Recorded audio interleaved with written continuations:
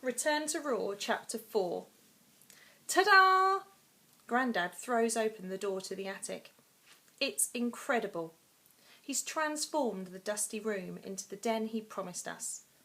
There's a squishy sofa, beanbags, books and games. There's even a popcorn machine.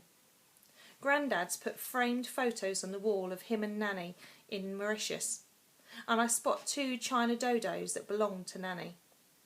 The whole room looks cosy and cool, and a massive improvement on the junk-stuffed attic. Rose and I run around, bouncing on the sofa and looking in drawers. Rose's old rocking horse, Prosecco, is sitting in front of the window giving me evils. No change there then. The Prosecco in Raw hates me too, only he's more of a threat because he's an actual stallion with large teeth and a boy-stinging tail.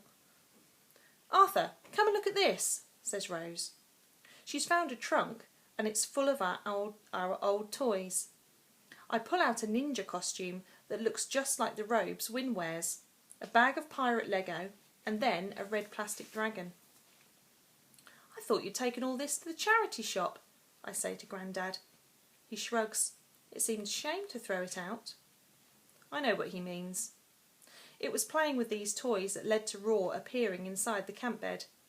We don't know how it happened, or why some games came to life in Raw while others stayed firmly in the real world, but these toys are where it all began. Rose carefully folds a mermaid's tail and puts it back in the trunk. She looks around the attic. "I love it all, Grandad." "You've not seen the best bit yet," he says. Then he bends down and flicks a switch. A string of fairy lights starts to flash over one of the eaves, and I see that tucked inside, covered in Nanny's silky sari, is the folding camp bed. Its boxy shape makes a shiver run through me. Grandad smiles proudly. "I thought a magical portal deserved a special place to live," he says. And then, like a magician, he whips off the sari. I stare at the camp bed's familiar flowery mattress and rusty springs. The plastic headboard reflects the twinkly fairy lights. I rub my hands over the words I scratched into the headboard years ago. "Enter here for the land of Raw." And my stomach knots with excitement. Soon we'll be crawling into the mattress. Soon we'll be in Raw. "I polished the headboard and oiled the wheels," says Grandad, pulling the bed into the middle of the room. "But you haven't opened it, have you?" asks Rose. She's always believed that opening the bed will make everything inside disappear. We don't know if this is true, but it's not something we ever want to test out. "I've not opened it, or even put my head in there," he said. "I'm only crawling into that camp bed if you 2 don't come back next Sunday." I don't blame Grandad for not wanting to go inside the bed. It was only a few months ago that Croaky dragged him out of my hands, through the bed and into Raw. Croaky took Grandad to the crow's nest, where he stuffed him by pressing his twiggy fingers down on his body and squeezing the life out of him. Grandad would have stayed like that forever, a lifeless scarecrow, if Rose and I hadn't got to him in time. Just thinking about Croaky makes the excited tingle in my stomach turn into a knot of worry. I take a step back from the bed as if I'm expecting Croaky's hand to appear and grab hold of me, or worse, grab hold of Grandad. "You all right, Arthur?" says Grandad. I force myself to smile. "Yeah, just excited." "No, he's not," says Rose. "He's worried about the T-shirt." My sister can read my mind. It's a twin thing. She knows when I'm happy, sad, worried or lying. It's really annoying. Grandad pats my shoulder. "You don't need to worry about that old thing, Arthur. It was falling to bits before Croaky got his hands on it. It was my painting T-shirt, remember? Plus, Croaky hasn't got a clue what it can do," adds Rose. "As far as he's concerned, it's just an old T-shirt, not some key that will magically let him out of Raw and into this world."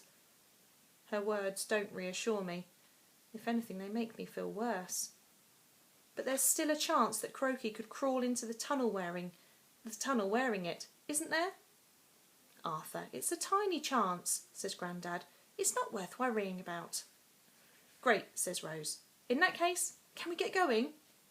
Grandad laughs. "No way. You 2 aren't going anywhere until I've given you a bit of advice." Seriously? Says Rose, but he's already pulling out an old blackboard and waving us towards the sofa. Once we're sitting down, he finds a yellow chalk and writes Grandad's Top Tips along the top of the blackboard. Don't worry, he says, this won't take long.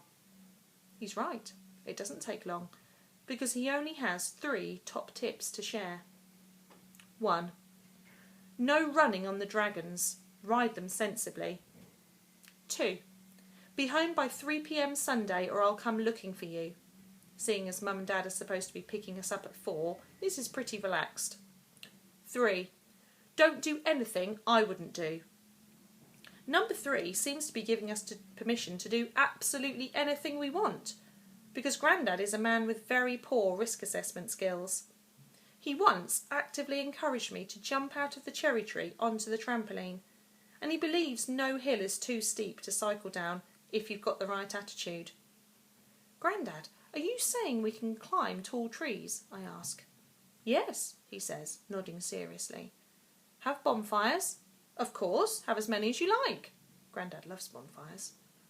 Rose sees where I'm going with this. Can I gallop fast on Prosecco, swim in the Mermaid Lagoon and go to bed whenever I like, and possibly not at all? Yes, yes and yes, Grandad laughs. Just don't run on the dragons, that's dangerous. Ah, there is one last rule. Grandad selects a new red chalk and writes 4. Avoid all unnecessary winding up of Croaky. He's unstable. Well, obviously, says Rose. Now can we go to Raw? Yes, says Grandad. And Rose is so happy that she does something totally unexpected. She throws her arms around me and gives me a hug.